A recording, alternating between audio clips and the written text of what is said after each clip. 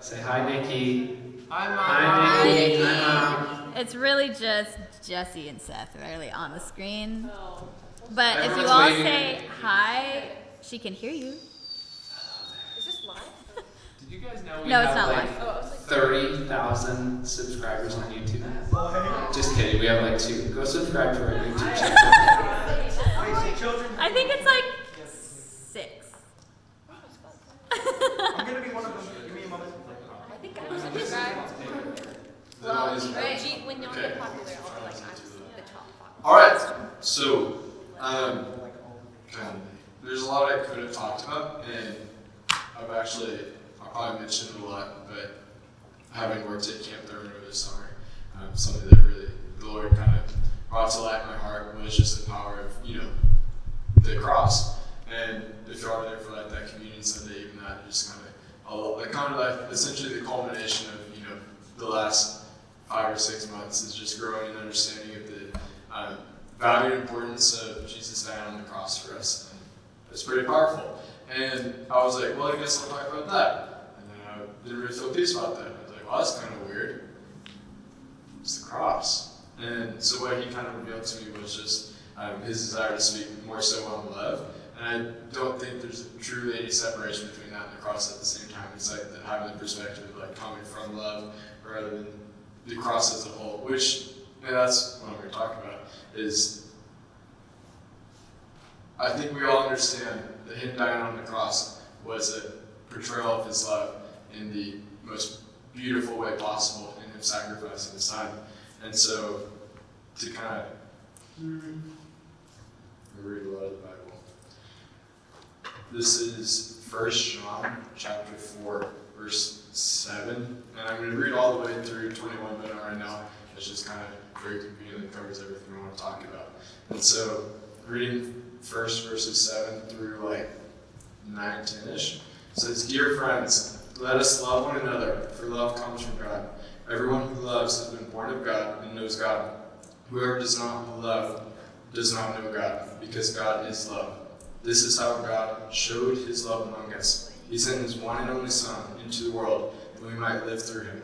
This is love, not that we love God, but that he loved us and sent his Son as an atoning sacrifice for our sins." So pretty clearly right there, it doesn't call the cross anything but an action of love.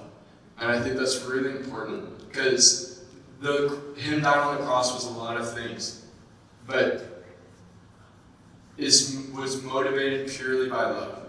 So starting from when the moment Jesus was born, the drive behind God in sending his Son was love. Therefore, everything that happened as a byproduct of Jesus being on the planet came from love, right? And it's scriptural, right? I'm not just like, that's the thing. What we really got to be careful of is the world really does try to twist what love is, and which is why the devil kind of pursues that, is because love is so important to everything. Because even like talking, I'm going to try to say centralized, but it'll be difficult. Yeah. So the devil tries to attack love by making the world's view of it, our flesh's view of it, whatever we want to make of it. Right? Y'all probably heard love is love. And so it kind of throws it out there for interpretation. Like,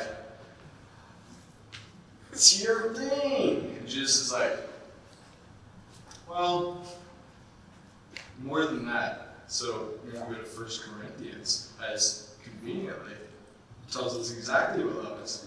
Love is patient. Love is kind. It does not envy. It does not boast. It is not proud. It does not dishonor others. It is not self-seeking. It is not easily angered. It keeps no record of wrongs. Love does not delight in evil, but rejoices with truth. It always protects, always trusts, always hopes, always preserves. So pretty clearly, love is not love. Love is everything I just read right here. Yeah. And so there's like a concrete definition of love. And so whenever I'm saying that the motivation behind God sending Jesus to the earth is not just like it wasn't a whim. It was him being who he is. God is love. I read that in 1 John just now. God is love. So that's not. It's patient, kind, doesn't envy, does not boast, not proud, does not dishonor others, is not self-seeking, is not easily angered. It's all these things. So there's like that concreteness of what that means. At the same time, that is the root of salvation, essentially, in him sending his son. And so in saying all that, I really wanted to get on my notes so that I'm staying on track. I say all that to kind of just like give context to me saying that in him dying on the cross, that started Christianity. Therefore, it was love that started Christianity. So the beginning of Christianity was love. Yeah. Right? So without love, there is no convergence church. There is nothing that we're experiencing right now. If y'all remember camp, there is no wild camp experience without love. Because it started with love. God is love. Yeah. Jesus died on the cross out of love. For God so loved the world, he sent his only son. Right? So clearly this is important. Yeah. Right? I'm trying to be really careful not to go down too many rabbit holes, but truthfully, like, when you really think about the cross and why it has been so heavy on me, when you think about what it was for him to be hung on the cross, to understand that whenever he was nailed to the cross, the amount of pain he experienced was like out of love for me, for you, like, you gotta meditate on that, because if you don't truly understand what it meant for him to die for you out of love, it's like you gotta understand that. Because if you don't understand that, then you don't get to grow in a relationship with him, right? Because if God is love, and you can't fathom the truth of the reality of what it was for him to die on the cross, then it's like you've already kind of hit a roadblock in building a relationship with him and growing as a Christian and not understanding his love for you. And I could spend a long time talking about that because it's pretty epic, if you ask me. So yeah, that's the first note, he loved first. And so, touching on all of that, he loved first, right? Yeah. So we can be pretty confident saying that in all that, this start, beginning, all that good stuff. But yeah, it's gotta be, it is so important, truthfully, to understand the importance of love in that. And so what that leads us to is that one real special law that says love your neighbor as yourself. And so, golly, I'm doing a poor job like keeping my thoughts collected because I'm all over the place, so I apologize. But yeah, so source of Christianity was love, right?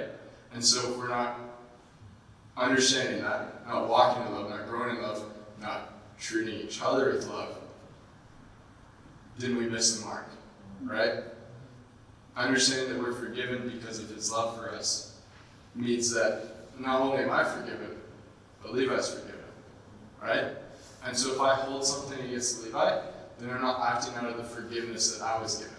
You talk about, I'm going to not say it right, but this guy who was forgiven $1 million in debt, right? But then got really angry at this one guy because he didn't pay back the $10. Like doesn't compute in Christianity. Whenever you talk about a religion, not religion, I guess it would be relationship with the Lord, which is Christianity, ultimately. Being a relationship of love. If I can't then extend that love to my neighbors, then I'm not growing with the Lord, right? Yeah. And so, scripturally, keep reading in 1 John. So, this is how we know that we live in him and he in us. He has given us his Spirit, and we have seen it testify that the Father has sent his Son to be the Savior of the world. If anyone acknowledges that Jesus is the Son of God, God lives in them and they in God. And so we know and rely on the love God has for us. God is love. Whoever lives in love lives in God, and God in them. This is how love is made complete among us, so that we will have confidence on the day of judgment. In the world we are like Jesus. There's no fear in love, but perfect love drives out fear, because fear has to do with punishment. The one who fears is not made perfect in love. We love because he first loved us. Whomever claims to love God, yet hates his brother and sister, is a liar. For whoever does not love their brother and sister, whom they have seen, cannot love God. Did y'all hear that? Like, actually. Can you say that last part again? Oh, yeah. With pleasure. Whoever claims to love God, yet hates a brother or sister, is a liar. For whoever does not love their brother and sister, whom they have seen, cannot love God, whom they have not seen. It's really important. Sorry. Yeah. And then verse 21, and he has given us this command: anyone who loves God must also love their brother and sister. Yeah. So, in saying everything I did up until this point was just to provide context to why this is so important, right? Like, he literally, oh my gosh. We can't love God if we don't love our brother and sister. Yeah. We cannot be in relationship with God if we can't love our brother and sister. We cannot call ourselves Christians if we cannot love our brothers and sisters. So, Yeah. do y'all hear that? It's crazy. I'm going to go back to 1 Corinthians now. With that understanding, that if I can't love all of you in this room, this isn't there is no unless I did this, there's no exception to this rule. If I can't love my brother and sister, and that's a whole. If there's a single person on this earth that I can't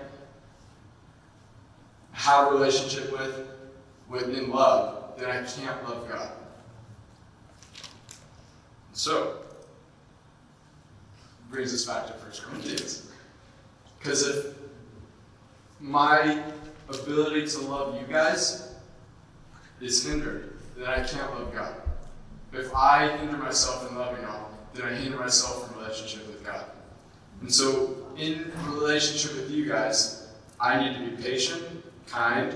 I can't envy, can't boast, can't be proud, can't dishonor y'all, can't be self-seeking, cannot be easily angered. I can't keep any record of wrongs. If I keep a record of wrong with any of you guys, I can't, there's no way I'm in relationship with the Lord. I can't grow in a relationship if I'm I love you, Jesus. Oh, but one time, Andrew stepped on my foot. And he never said sorry. Literally, I just kept myself from growing in a relationship with the Lord. And so it's we go back to even Jason and Kim consistently talking about conflict and resolving that. That's so important. I almost feel we didn't put enough emphasis on how important that was. Yeah. So it's if there's a relationship you have in which there is conflict with the other person, in which you are hindered from any of these things. So if you're angry with somebody, you're hindering yourself from loving them, therefore hindering yourself from being in a relationship with the Lord. And so them giving us the tools to handle conflict is that's gold.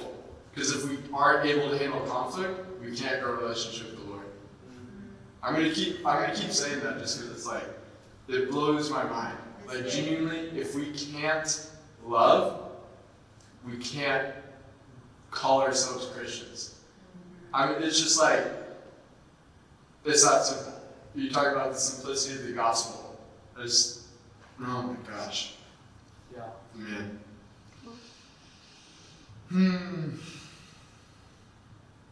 Yeah. Genuinely, that's just yeah.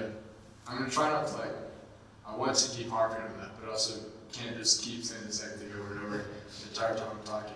And so I want to kind of reinforce that even more and go into Romans, in which it talks about love fulfilling the law, which is this is just really cool. So reading this, Romans 13, verses 8 through 10.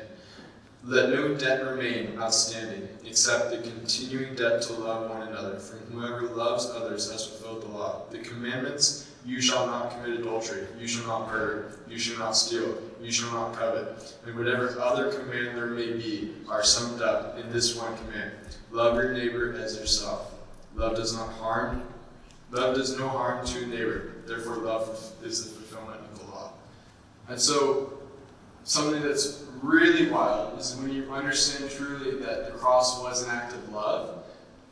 And if you read Romans as well, it talks a lot about the law and understanding that the law doesn't apply to us in the new covenant, because who can tell me what is the difference between before and after Jesus died on the cross? Ultimately, in our relationship with the Lord, what changed? Veil. Being healed. The veil was torn. What happened when the veil was torn? Holy Spirit came out. Jesus, God, was able to directly come into our lives. And so if love is the fulfillment of the law, what was lacking, like people experienced God's love, but weren't able to walk in it. And so the law no longer applies to us, not because we're like any better, but because we get to walk in His love. Right? Like, the law, like, what? Love fulfills the law. Like, the 10 Commandments are null when we walk in His love. Because when we walk in His love, like, the 10 Commandments are just a byproduct of how we live. Yeah, that's, yeah. Right? So, and it's interesting. So, like, first watch one time. And I think it was like, was it Mark? I think it was Mark. He was talking about, like, do's and don'ts compared to wills and wants. And it's like, if you're living under the law, it's kind of that thing of, it's like, with the law, it is do's and don'ts, Yeah. It's like, don't do this, don't do this, don't do this, don't do this. And it is a law. These are rules you follow. But in a new covenant, because we're not under the law and we're walking in His love, it doesn't become do's and don'ts. It's just like, if you're walking in love, you won't do any of these things. Right? Yeah. You will love your neighbor as yourself. The fulfillment of the law. Yeah.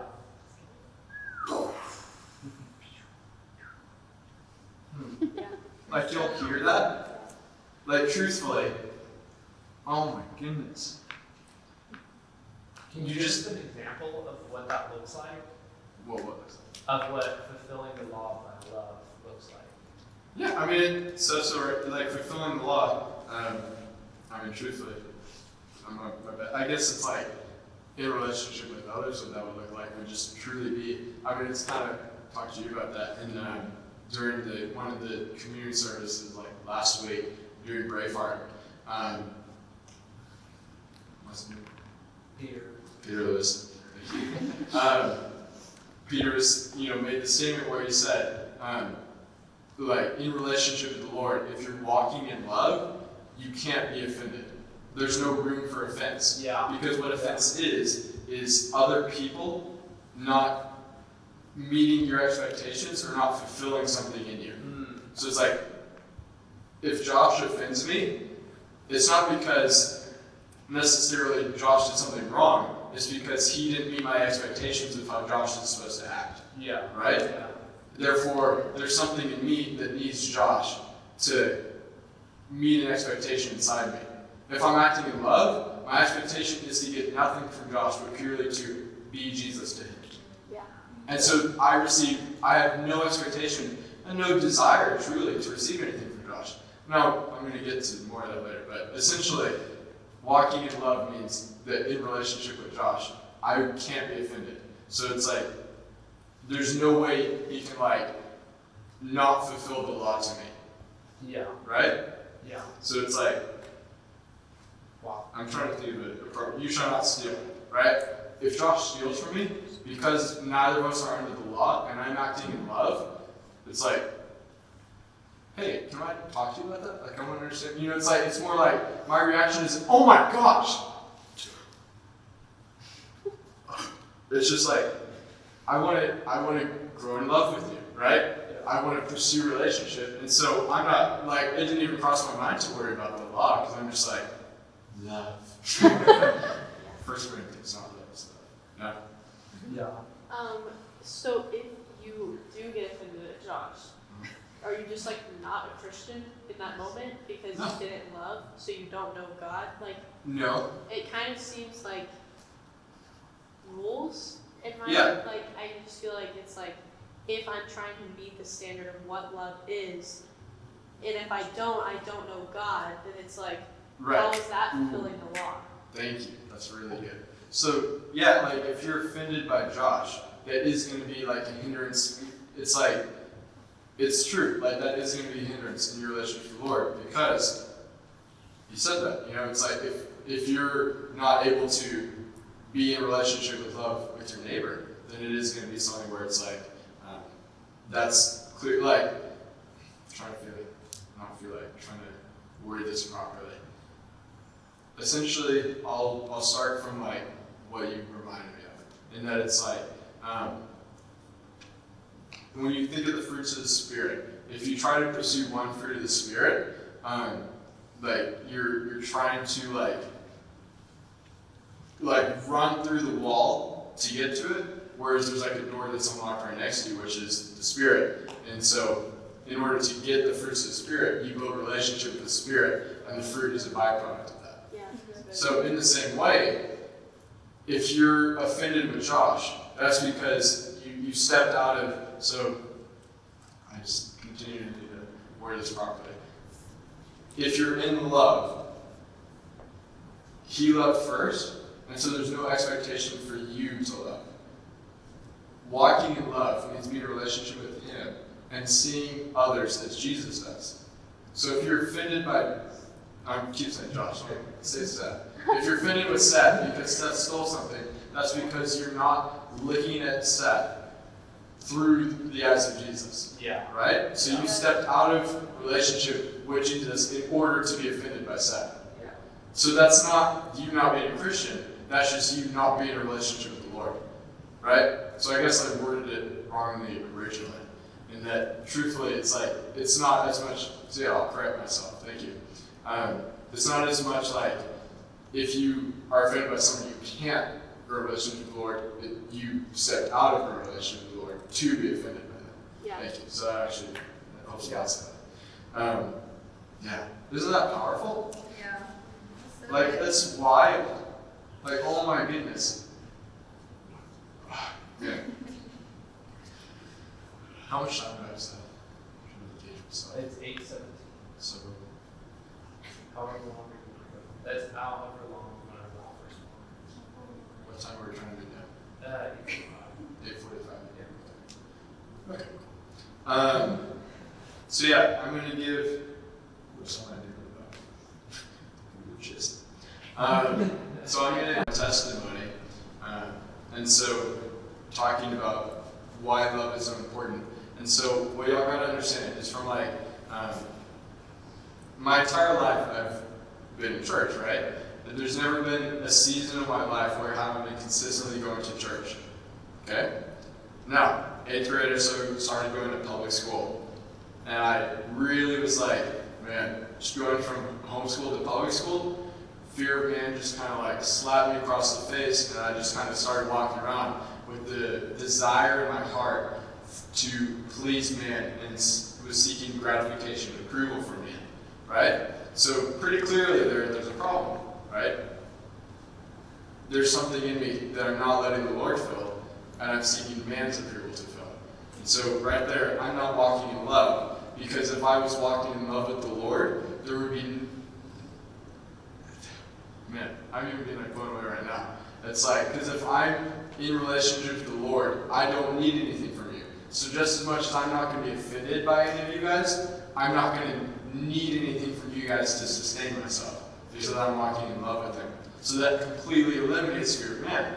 So if there's any desire in me to be gratified by a man, then I have left pursuing a relationship with the Lord in love and started trying to find the same, the same kind of like fulfillment in man.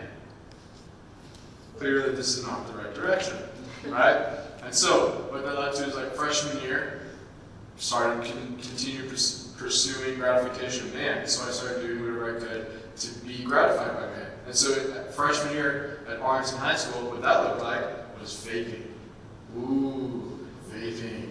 Very cool. Man, you're doing it? Yeah. So it's like all of a sudden, from this small group of seeking approval from man, I needed to have that fulfillment because I stepped out of love. So I started vaping, right? Next year, even like later on that year, it was like marijuana. And like all this stuff is like, so I was like smoking weed, later on drinking alcohol, looking at pornography. Like all this stuff is just me seeking gratification from man. Yeah. And all that stemmed from was me stepping out of a growing relationship with the Lord. Yeah. Right? Yeah. And it's a part of that is kind of so again, I said earlier, there was never a season in my life in which I haven't been consistently going to church. So clearly it's like, church doesn't save. Yeah. Right?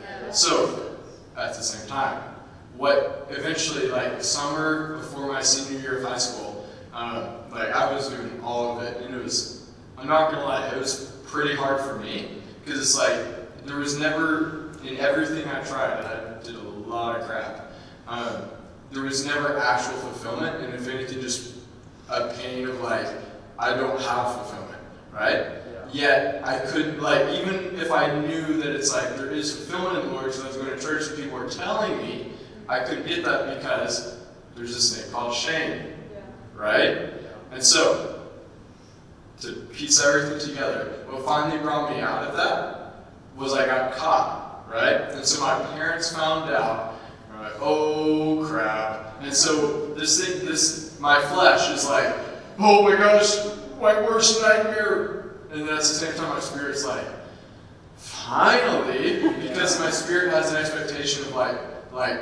understanding, you know, it knows what's right. And my flesh knows that that's right and is not going to, like, I was no longer going to satisfy my flesh, which wasn't fulfilling. And so ultimately what happened was my parents were able to encounter me with love, which shame says that you're not going to be encountered with love, right? And so in walking in fear of man, I didn't tell anybody that I was walking in fear of man, because shame told me, people are going to think you're weird because you're going to church and you still have fear of man, right? Shame tells you you're not going to be embraced with love, right?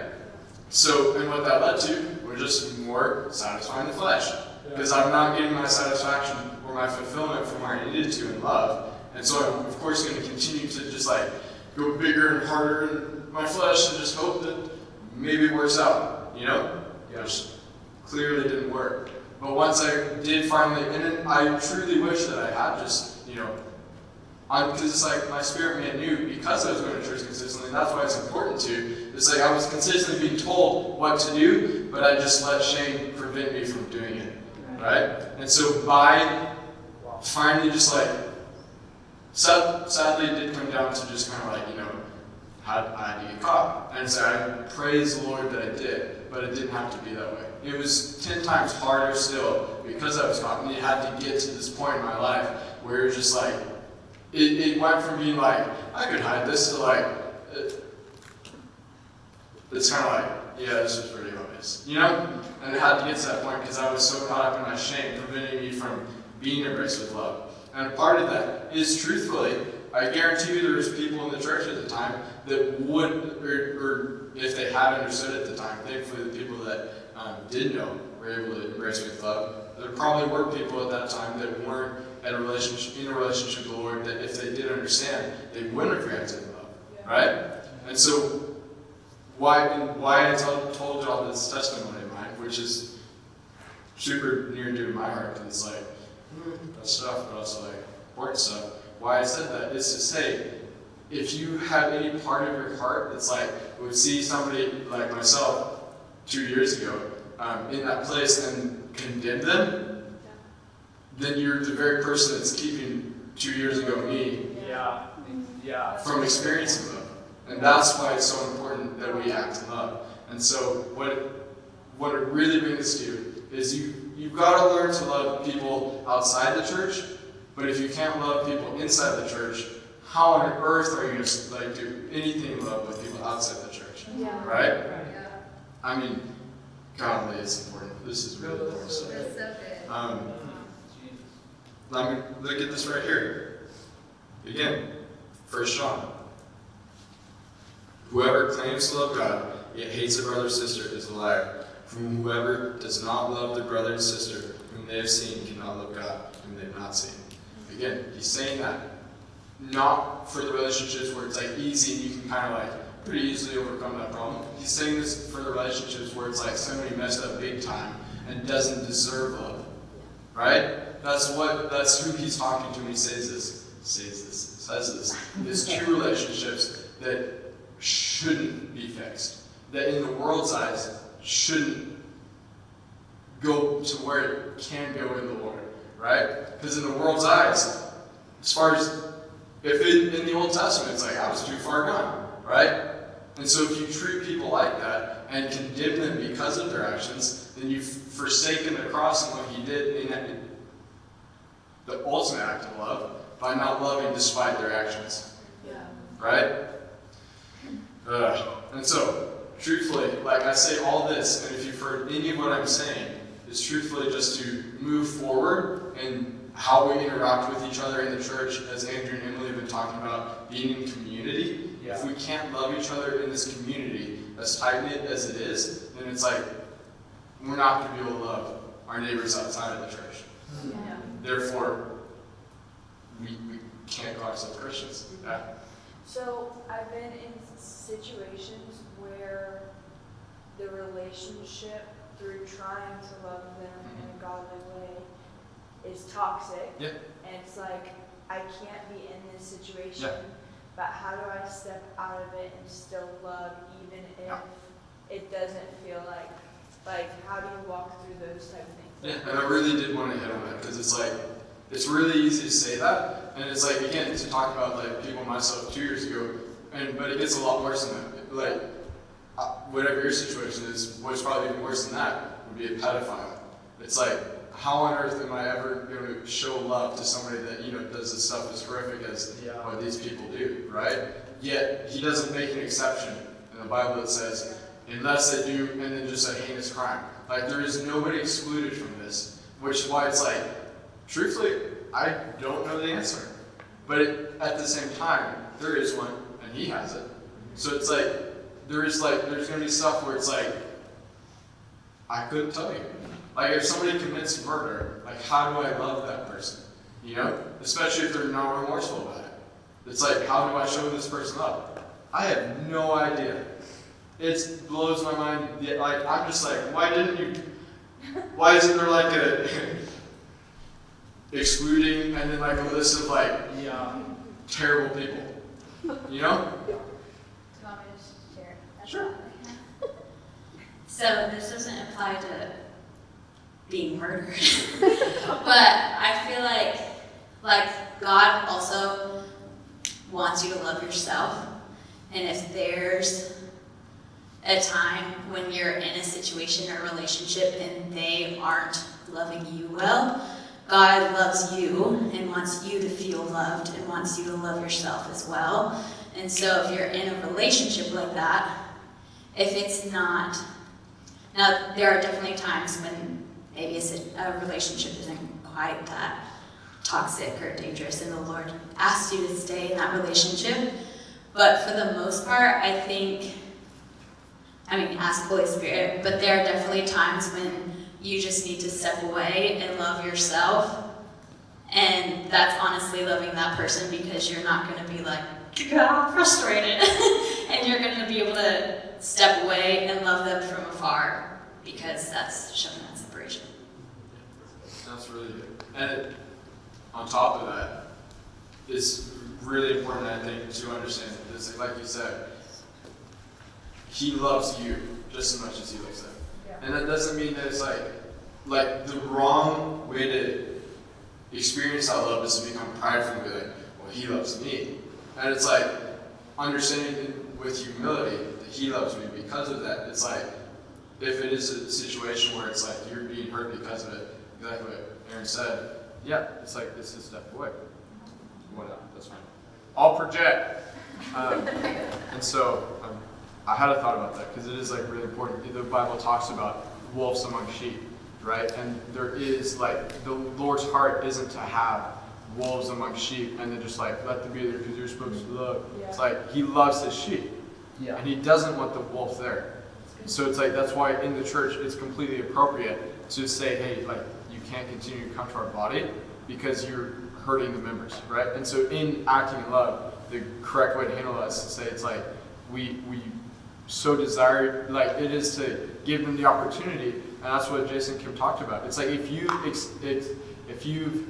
and so truthfully, it's like, some really good people talk about that would be Jason and Kim, they're the ones that have talked about conflict like that. But as I said, it's like, it's extend every, what's the verse? Dang it, I'm on this in my time, but it's essentially like, throw every resource the Bible gives you into the situation, and if they don't respond to any of them, then you've reached out every hand of love that you can. At that point, it's like, yeah, okay, but that isn't an invitation to just immediately. Yeah. It's like So again, talk to Jason and Kim about that, and they'll do a better job than I can because they're much older and wiser than I am. Not that much older. They're a good age. Good age. But they do have that wisdom, and that truly it is like. The Bible gives us resources to handle those situations, but that, like Aaron said, is an invitation to act as though he doesn't love you. Because it should. I was going to say, usually in those situations, acting in love can also, and should look like handing them over to someone else to love them. Yeah. Like in a better way than you can do. Yeah. Yeah. I mean, in the same way as like I'm saying, Jason and Kim know more than I do. That's me acting in love and saying, I can't answer your question, so I'm not going to act like I can. Yeah. And just spew a bunch of stuff out and hopefully it works out. No, acting in love in this situation, saying, Jason and Kim know more than I do. They can tell you the answer. So, that's good. Yeah, absolutely. I also have a question that you might not be able to answer, but I was just like, you were talking about how like you shouldn't expect stuff from people, but like, I know God is supposed to be our main source of all of that, but you have to have some sort of expectation, at least for like close relationships. Exactly. I was wondering how that plays, like how are you supposed to not expect something from people, but like, I don't know, like if someone's your friend, you should expect like you're going to enjoy being around them. So I was just wondering, how do we not expect stuff, but also expect stuff at the same time, you know what I'm saying? Yeah, and that's what, so in what Andrew and Emily are talking about, it's like, it's a different, I think what you're talking about is a different kind of expectation than what I'm talking about, and that it's like, I'm saying, if you have an expectation to have something in you met, then that's wrong, and you're not pursuing, like, you're not in love with the Lord. Like, different than that is pursuing a relationship with others as brothers and sisters, and there is that thing of community, and so it's like, the Lord puts people, you know, on this earth to be in community with us, and so, Andrew would do a lot better job talking about community than I can, but in being in a relationship with others, in community, there is that thing of like, assuming that they're in a relationship with the Lord and also walking in love. What that becomes is, it's on the tip of my tongue. Okay, if I'm walking in love with the Lord, and I come alongside somebody else walking in love with the Lord, and we're going to push each other further and faster because we're both doing them, right? And that's where that expectation comes in that you're talking about, is that if I'm in a relationship with someone else that's pursuing the Lord, then my expectation becomes that I'm going to be growing a relationship with them faster. So the appropriate thing in that situation is to understand that, assuming again that they're growing a relationship with the Lord, then I can have that healthy expectation that I'm going to be propelled. And so when that expectation isn't met, then I might turn and go, oh my goodness, they're no longer pursuing a relationship with the Lord. And so that's where you have to be careful with that. If you're in poor company, then you're not able to have that expectation of growing closer to the Lord. And so you've got to be, that's why the Bible warns about, you know, poor company corrupts. good character, thank you, is because if you're seeking that, growing closer to the Lord with somebody that isn't also, then rather than growing closer to the Lord, you might kind of start to kind of come out from underneath that because they're not meaning that. And those are relationships where it's like, it doesn't mean you cut them off. It's not an invitation to say, oh, we can't be friends anymore. It's like, because that wouldn't be loving. It just means, okay, this changes from we're partnering in pursuing the Lord to I need to turn their eyes to the Lord and see them the way Jesus says. And it turns into how I would handle a situation of conflict or something like that, where it's like I have to, make sure that I'm walking with the Lord and see them that way. And then it turns into that thing of like drawing them into His love. Does that make sense? I don't know if that answers the question. So you can have certain expectations, but you still love people at like a base level. But then like the depth of your relationship, like if you have a deep relationship, then there are expectations in a way. Can I add something? So a lot of what the questions are we're talking about drawing healthy boundaries, which is a whole nother set. Which we can get into at some point. It's awesome. I'm gonna put it on the form because I feel like that's Oh, that's great. So a lot of drawing healthy boundaries, which is I guess what my mom and dad literally about next week. So they need to be. No, I mean, I do like. You just got to be careful because if there's any expectation on a relationship other than growing with them to pursue the Lord, then it's like that's not a healthy relationship, right? It doesn't matter how healthy it looks if you're not joined together in order to pursue the Lord. If that isn't the priority of the relationship, then it's not a healthy relationship. It's pulling you away from growing in love, from ultimately being a Christian. If you call yourself a Christian, if you're not putting that as a priority, then you're not growing with the Lord in that relationship. I don't know. Because it is a challenge to, I think, answer that properly, understanding that it's like He called us to love people that don't know how to love, right? So it's almost like contradictory. Don't be in a relationship with people that don't know how to love. But if you don't love people that don't know how to love, then you're not a Christian. It's like, I do think it is just a matter of, again, expectation on relationship, what you are saying, healthy boundaries, Yeah, I think too, like with expectation, like again, on the offense thing, like sometimes you have expectations and when that expectation isn't met, it turns into an offense. So it might just be having to lay those expectations down, like you have a brother and sister in Christ, of course you like expect them to be walking with the Lord and to have that faith walk. But when you expect something from them and you're like, you should meet this expectation, but you're not. Like there shouldn't, there should be expectation, but there shouldn't be because, like God, the way God sees them, like it's not about expectations. So you just have to like lay them down at some point, That's one question. One quick thing. I think the difference between the two expectations that we're talking about is the expectation of taking love, like love doesn't take, it gives, versus expecting something from your friend is actually just holding them accountable to walking in love. Right.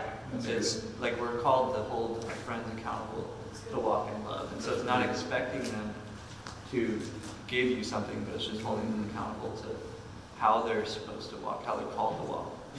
That's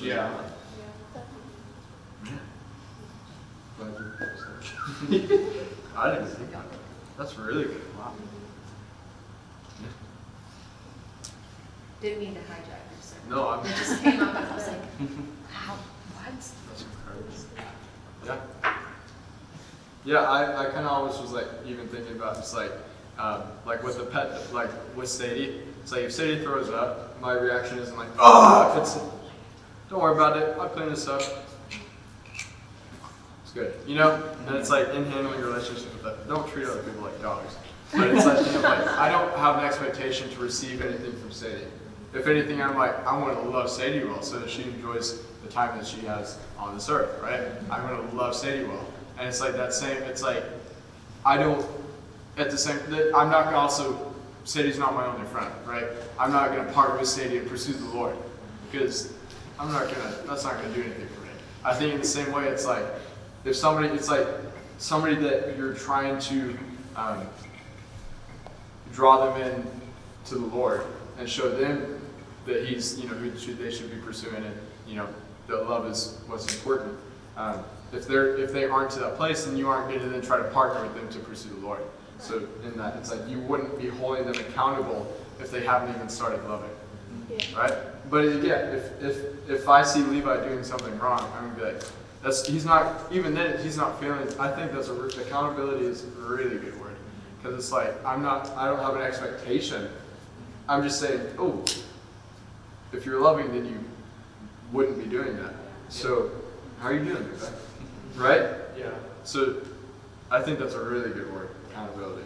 Because there is no expectation. I feel like you could go as far as to say that there is no expectation in any relationship other than with the Lord, because you can expect stuff from Him and He's always going to provide. Yeah. But it goes from purely just loving to then partnering and holding each other accountable. That's a really good word. And so ultimately, could go on so long talking about it, because it's just mind-blowing keeping revelations like that. That's my last note, is act it out. Just because, again, if we can't act this out in community like this or in your family, then you're not going to be able to save people. Like, you're not going to be able to truly draw people in and get them to realize, so you can't save 2 years ago me if you can't love people in the church well. Yeah.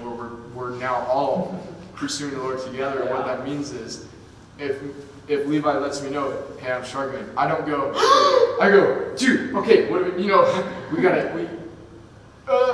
the goal is this. And so if Levi's lagging behind and he's letting me know, I'm not like letting him go just so I can move faster. It's like, well, if Levi falls out of love with the Lord, then I'm not going to be pursuing as quickly. And so out of love, because this was the goal of our relationship, I'm going to do everything I can to continue to help Levi pursue love, right? So, a really easy one to just be like, pornography. If somebody's addicted to pornography and doesn't say anything about it to people in community, families, or anything like that, what happens is they're doing this. Yeah. And it's like, if they never tell me, I might be like,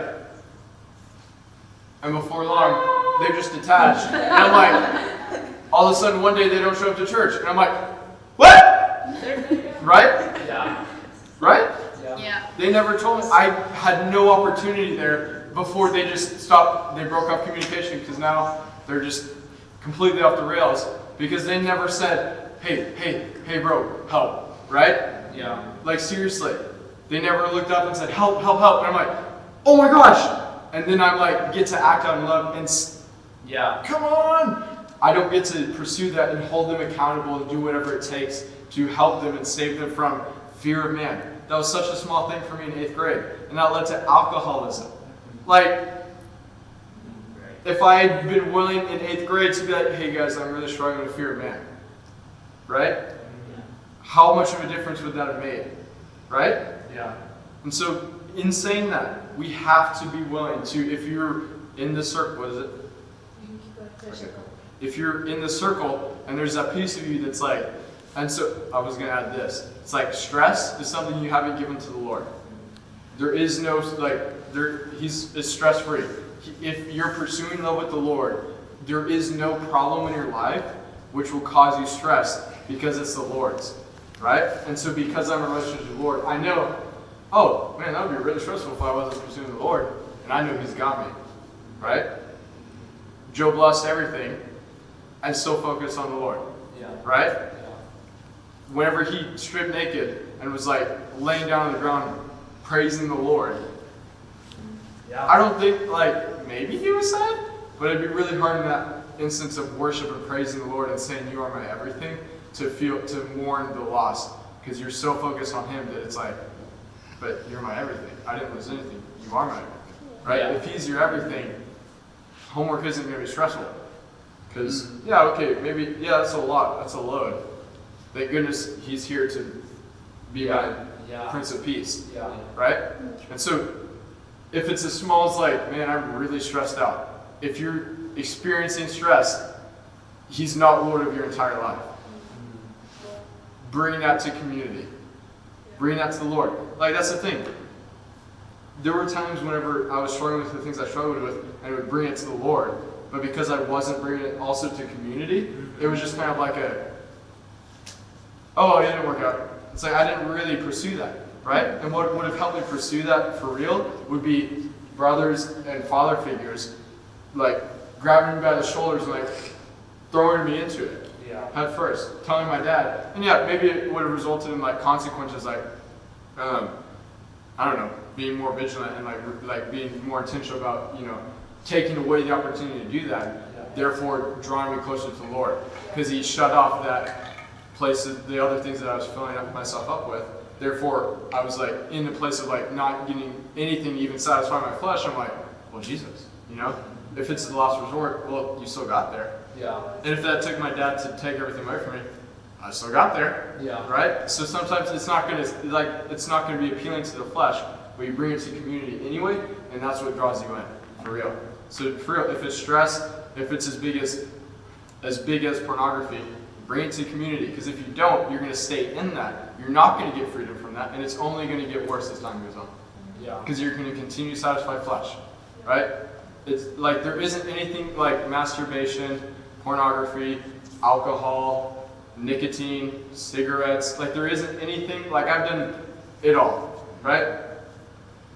Yeah. And it's like if I didn't bring this to you guys out of shame, then it's like I would stay in it. If you guys don't bring this to your family, to somebody in here, you're going to stay in it because of shame. You've got to act in love. And even like, again, what Kaylee brought up was like, or Aaron brought up because of Kaylee, knowing that He loves you and wants you set free. And so in order to act in love, bring it to community so that you can be set free. Yeah. Right? Yeah. Yeah. So that's what, truthfully, we got to get more intimate in small groups. Yeah. You got to get more intimate with your family. Because if you're going to keep it from your small groups at church and your family, then your time at school is only going to get worse. That's what happened to me. I kept it from my family in small groups, and so I continued to only get fulfillment from school, and it only got worse. Because I only went to more and more and more and more and more and more and more. Yeah. Right? Yeah. That's so important. We got to love, guys. Can we, I've got an activity to do. Yeah. Unless you have one more thing to say. No, I mean, that's all right. Okay. One thing that the Lord kind of just brought to mind, well, actually it was just a question I had that I was asking Lord about, is like, how do I love people like you love? And it can almost feel like you're by yourself and you have to strive to do and be all these things to love everybody around you perfectly. And Lord's like, no, the goal is to get closer with me, but it's also a partnership. Yeah. And it's like you have to get in the Word and partner with Holy Spirit and learn from Jesus to even, and then loving will be a byproduct, and it won't be this striving I have to be patient all the time. I have to be loving all the time, because that's never going to happen. Right. But when you're pursuing the Lord and partnering with Him, then it's a byproduct of your time with the Holy Spirit. Yeah. Okay, so let's do this. Everyone stand up. If I really want to, before we grab off, I just really want to reiterate in this, truthfully, like for the rest of your time that you're in youth group, guys, really pursue love in relationship. If somebody says something that like it's kind of like, oh, that's a lot, understand that like in Lock Your Arms like we are right now, it's an opportunity to pursue love and help your brother and sister, right? It's not an opportunity to chastise them and be like, oh my gosh, you did that, right?